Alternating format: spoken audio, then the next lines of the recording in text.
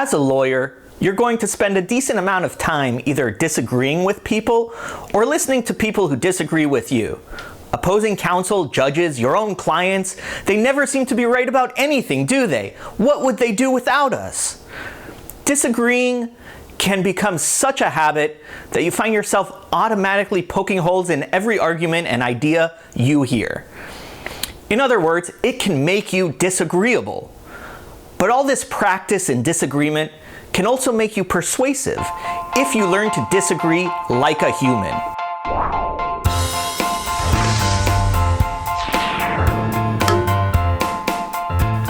The first thing you have to get in the habit of doing if you want to disagree persuasively is to think before you speak.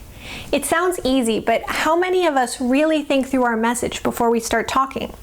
Ask yourself what you want to communicate and why it is important. You might find that your message changes as you go through this exercise. Once you know what you want to get across, put yourself in the other person's shoes. Remember that they have their own priorities, worries, and view of the world, and they probably don't see things the same way you do. By figuring out what the issue looks like from their perspective, you can approach them in a way that they will easily understand and relate to. And you might even find yourself revising what you want to communicate once you look at the situation through the other person's eyes. And if you can open with something that you know they are concerned about, they will be much more likely to listen to you. Go into the conversation with understanding as a main goal.